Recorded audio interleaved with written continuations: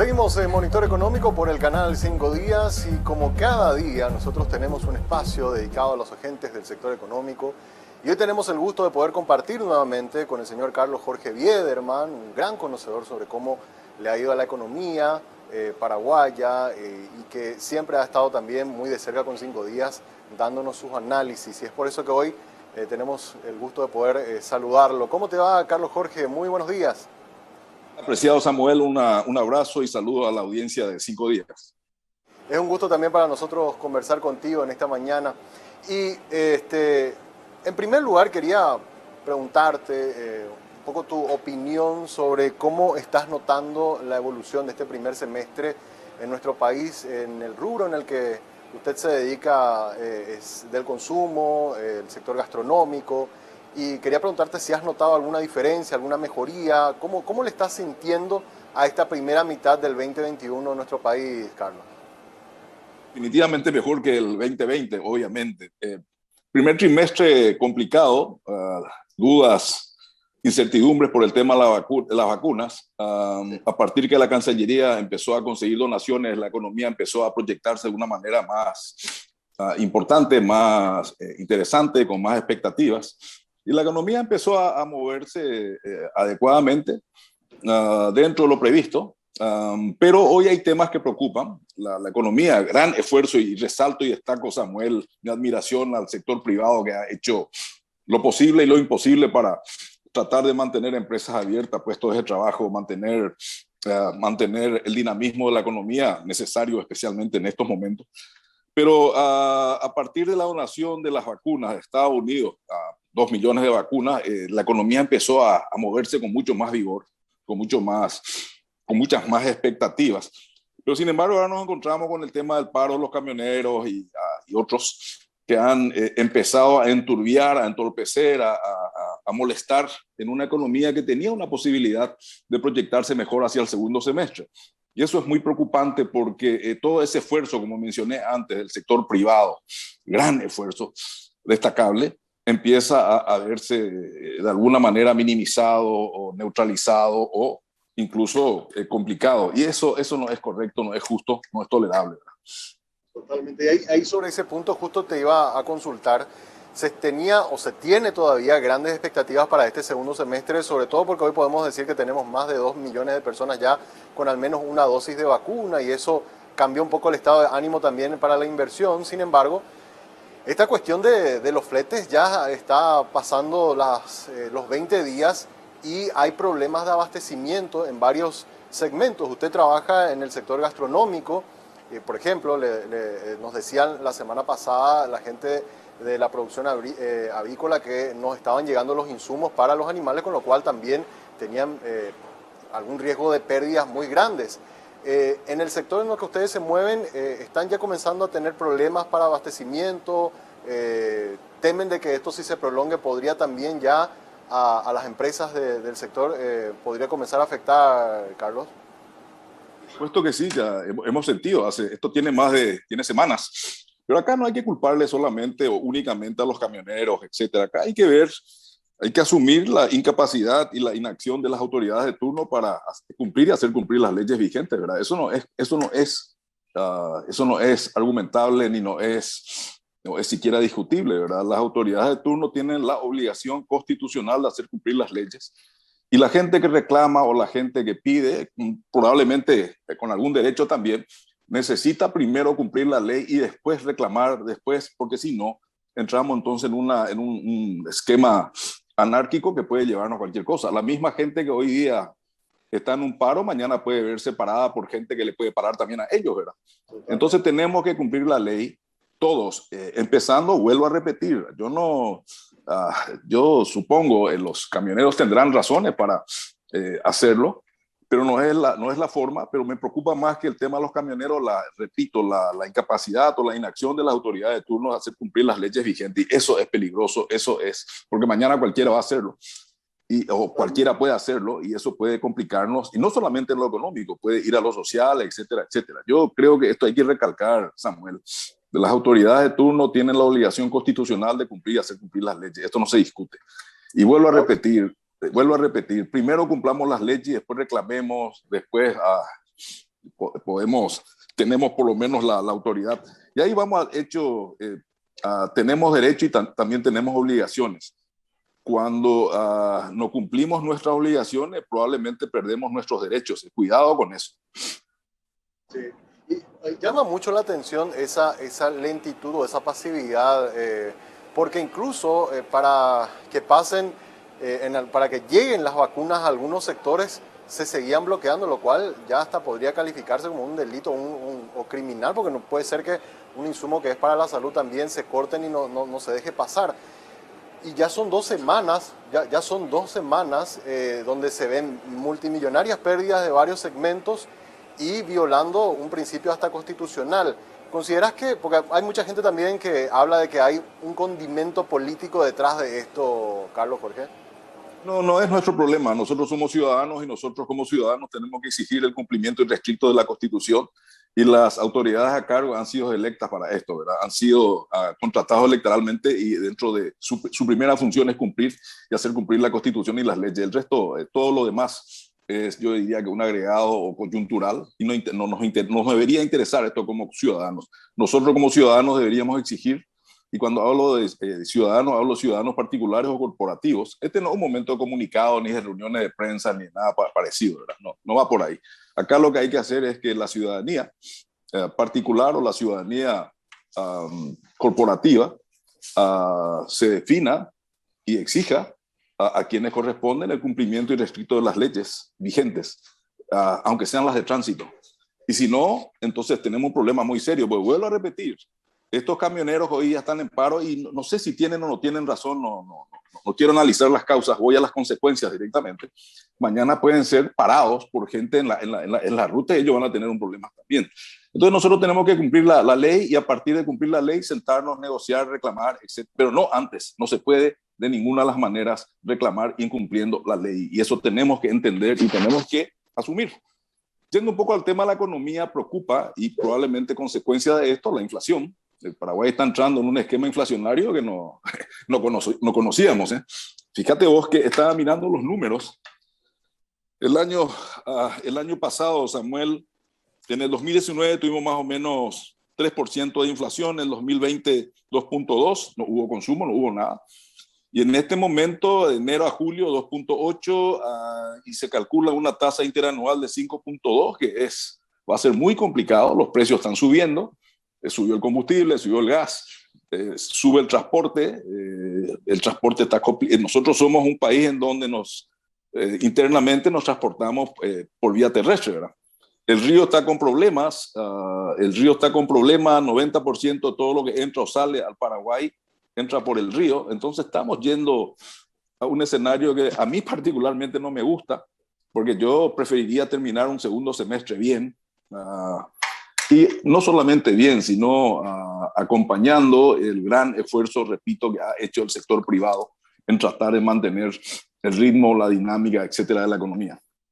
Me preocupa el tema de la inflación en particular. Y el Banco Central tiene una participación muy activa a través de su política monetaria como para tomar acciones. ¿Pensás que el BCP tiene que tomar las riendas como para volver a encauzarnos a esa meta anual que se pone todos los años de un 4%, Carlos? Y desde luego lo está haciendo, pero debería hacerlo con más agresividad, probablemente con más proactividad. Lo mismo con el dólar. El dólar está a 7.000, no es lo mismo. Paraguay es un país que importa muchísimo, incluso insumos para la industria nacional. No es lo mismo importar a 6.000 que a 7.000. Automáticamente el precio de reposición o el stock de reposición va a ser mucho más caro. Y lo que sabemos con seguridad, lo que nos va a subir son los sueldos.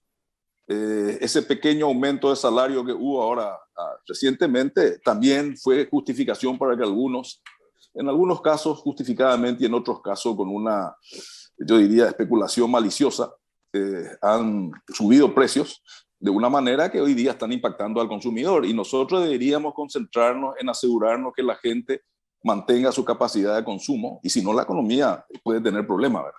Esa es la visión que estamos teniendo en este momento, pero vuelvo a insistir, tenemos que hacer que se cumplan las leyes vigentes. Si no se cumplen las leyes, inclusive la de tránsito, el tránsito común, que no sé, nadie cumple nada. Es importante que entendamos que si nos empezamos a complicar en términos de incumplimiento de leyes, Hoy me toca a mí, mañana te toca a vos y mañana estamos todos metidos en un problema que puede terminar en un problema económico, social, que quizá sea, no digo insolucionable, pero que no vale la pena en este momento de pandemia, seguimos en pandemia, sea agregado. Totalmente. El día de ayer, el gobierno de Mario Abdo cumplió 3 años de gobierno. Es por eso que hoy le estamos preguntando a los televidentes durante esta entrevista, le estamos preguntando en este momento cómo calificaría la gestión en materia económica. Te doy los resultados de lo que nos está diciendo la audiencia y después te pido tu opinión también. Excelente, nos dice el 2%, buena, nos dijo el 4,7%, regular, nos dice el 16%, y una mala gestión económica nos dice el 76% de la gente que está ahora mismo conectada al programa. ¿Cuál sería tu opinión, tu análisis de lo que ha sido estos 3 años en gestión de materia económica del gobierno, Carlos? Yo creo que no hubo conducción económica, yo creo que el gobierno estuvo disperso, estuvo atento a otros problemas y lo económico fue casi dejado de lado. Nosotros hemos reclamado varias veces, incluso en tu programa hemos mencionado esto. Y estamos sintiendo esto. Este es el resultado de no haber tomado o no haber tenido un plan económico con todas las partes. El plan económico no es solamente, no tiene solamente una parte, es una serie de temas que tienen que estar insertos, coordinados, articulados de manera tal que el resultado final sea positivo. Sin ninguna duda, sí comparto con la audiencia, tengo la misma impresión. Este podría ser un gobierno que pase y termine su periodo sin haber aplicado medidas realmente para mejorar la economía, porque 2019, 2020 y ahora 2021 fueron meses, pero fueron años de crisis, uno por factores climáticos y el otro por la pandemia, y ahora 2022 vamos a estar año electoral y 2023 ya cambiamos de gobierno. O sea, podríamos pasar todo un periodo de gobierno sin haber tenido reformas estructurales en materia económica, Carlos. Antes hablábamos de la reforma del Estado. Yo particularmente cambié. Yo creo que hay que mejorar la calidad del gasto para reformar el Estado. No es al revés. La reforma del Estado es un tema político, la mejora del gasto es un tema económico. Entonces yo creo que hay que mejorar la calidad del gasto, mejorar la calidad de los servicios, las contraprestaciones de servicios para la gente. La gente paga impuestos para tener contraprestaciones de servicios, no para cumplir con Hacienda nomás o con el ministro de turno. Y tenemos que mirar cuáles son los servicios que estamos recibiendo del Estado. Y ahí vamos a ver, valdría la pena que ustedes hagan una encuesta también con la importante audiencia que tienen, de cómo la gente siente o cómo valora las contraprestaciones de servicios del Estado, salud, educación, infraestructura, seguridad, etcétera. Porque a los gobiernos se les mide por esto. La calidad de un gobierno se mide no por la exposición o la imagen o por el marketing, no, se mide por la calidad de servicios que recibe la gente. Y tenemos que mirar cómo estamos. Yo creo que acá hubo problemas de falta de planes de contingencia. Es cierto, nadie esperaba la pandemia, nosotros tampoco, pero nos fuimos reinventando, reconstruyendo, estoy hablando a nivel del sector privado. Los gobiernos deberían tener, además de un plan general, deberían tener también planes de contingencia. Nadie domina el clima, nadie domina ahora pandemias, etcétera, etcétera. Entonces nosotros deberíamos tener planes de contingencia y principalmente deberíamos ser suficientemente responsables para tener reservas económicas o monetarias para poder afrontar en caso de que ocurra algo, etcétera, etcétera. Y si no tenemos, deberíamos ser muy responsables en cómo gastamos el dinero en base a todo esto. Habló de las reservas y se llegó a mencionar en algún momento, ahora Paraguay está en un momento histórico clave, que es la renegociación del anexo C del Tratado de Itaipú, donde una vez que se pague toda la deuda, se estima que podrían haber ingresos adicionales de cerca de $1.000 millones por año. Y en algún momento se llegó a plantear incluso la idea de tener como una especie de fondo soberano para situaciones de crisis, pero nunca se profundizó en esa idea que usted mencionó ahora, el ejemplo de Italia y de otros países europeos que tienen. Chile incluso también tiene un fondo soberano con el tema del cobre. Es oportuno que también ese tipo de debate comencemos a meter en la agenda pública, como para que una vez que se negocie eso, y si llegamos a contar con esos recursos, podamos tener también ese dinero disponible sin necesidad de tener que salir a volver a endeudarnos, Carlos. Que sí, no podemos seguir endeudándonos infinitamente. Yo creo que estamos llegando a los límites de endeudamiento. Además, si comparamos, para que la gente entienda muy bien, es como no hay que convertir un problema económico en una crisis o un drama financiero, ¿verdad? Nosotros tenemos que gastar en base a los ingresos. Si gastamos más de los ingresos posibles, tenemos una posibilidad de financiar siempre que estemos gastando para inversión. Ahora, si gastamos más de lo que tenemos para gastos rígidos que no son, digamos, retornables, estamos convirtiendo un problema económico en un drama financiero que a la larga todos nosotros vamos a pagar. Los gobiernos pasan, los gobernantes se van, la gente se queda y sigue pagando la deuda. Entonces tengamos cuidado con esto. Claro que sí, el gobierno de turno debería tener una política de Estado que o que contenga una reserva justamente para casos excepcionales. Imagínense, ocurre algo y el gobierno no tiene dinero para enfrentar tal cosa y tiene que hacer un préstamo que cuesta. Los préstamos no son gratis, cuestan dinero. Y cuando el gobierno mete la mano en su bolsillo, es nuestro bolsillo. El gobierno no tiene más dinero que nosotros aportamos. Entonces, cuando se endeuda, en realidad nos está endeudando a nosotros. Sería muy importante que, como otros países muy responsables, tengamos un fondo de reserva. Incluso el fondo de reserva puede ser utilizado en algunos casos, si no hay crisis, se puede usar para inversiones adecuadas u oportunas que mejoren la calidad de vida o que hagan que el país sea más productivo.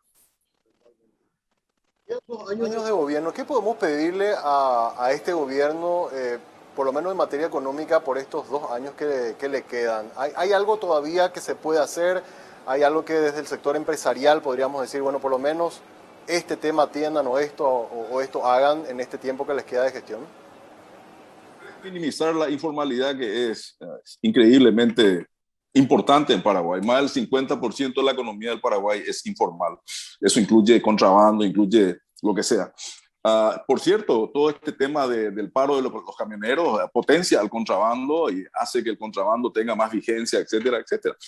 Pero yo lo que le pediría al gobierno, a este y al que venga, es que una vez Paraguay sea un país formal, sea un país serio, sea un país predecible.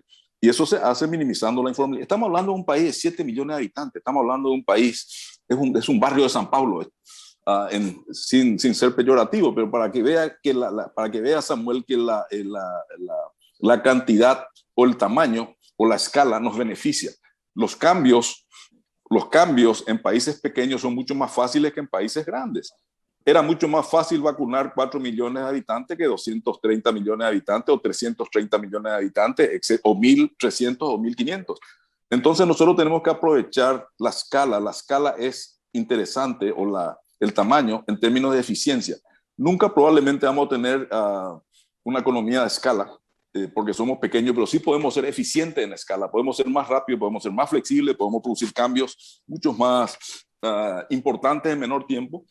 Y es lo que yo esperaría de este gobierno, lo que le queda, y que el próximo gobierno tome la decisión de formalizar al país. Y si formalizamos al país, empezando por la calidad del gasto público, automáticamente las cosas van a empezar a funcionar y a fluir de otra manera. Totalmente, totalmente. Y un dato que daba el Banco Interamericano de Desarrollo, lo publicábamos la semana pasada, que Paraguay está en tercer lugar como el país que más, digamos, destina del total de los recursos que genera solamente para pagar salario, ¿verdad? O beneficios al sector público. Y bueno, el número de Paraguay. Claro, si contrastamos con algunos países de la región, parecería que estamos viviendo definitivamente en un paraíso, ¿verdad? Pero los números de Paraguay son buenos, los números macro de Paraguay son buenos. Ahora hay que utilizarlos adecuadamente, hay que potenciarlos adecuadamente y hay que tomar decisiones inteligentes y decisiones de Estado, política de Estado, que sean provechosas para la economía del país y de la gente, no solamente para la economía global, sino que la gente perciba y reciba. Totalmente. Una última consulta, Carlos Jorge. ¿Qué podemos esperar para este segundo semestre en materia de consumo? ¿Qué es lo que ustedes están percibiendo desde el sector empresarial y que creen que va a ser lo que vamos a poder experimentar en estos últimos meses del año? Nosotros siempre tenemos que ser optimistas, ¿verdad? Seguimos invirtiendo, seguimos dentro de todo creciendo, pero también tenemos que ser realistas. Yo no creo que tengamos un segundo semestre importante económicamente si no podemos solucionar los problemas internos, si no podemos hacer cumplir, la gente que está a cargo no puede hacer cumplir las leyes, la Constitución y las leyes, no pueden despejar calles, no pueden permitir que el comercio, el transporte que fluye o que suple al comercio industria, etcétera, etcétera, llegue adecuadamente o funcione adecuadamente, vamos a tener problemas. Yo creo que no es justo, no es correcto, no debemos aceptar esto. Hay mucha gente que trabaja, como ustedes, hay mucha gente seria, hay mucha gente importante que está haciendo lo que puede, que está sosteniendo la economía, y no es justo que por la razón que sea, esto se esté de alguna manera complicando o se esté de alguna manera ensuciando. No es justo, no es tolerable, no deberíamos ser tan cómodos en esto, deberíamos ser más exigentes en este sentido. Sí. Bueno, Jorge, te agradezco muchísimo por tu tiempo, gracias por compartir con nosotros esta mañana Monitor Económico. A vos y saludo a la gente. Muchas gracias, Samuel.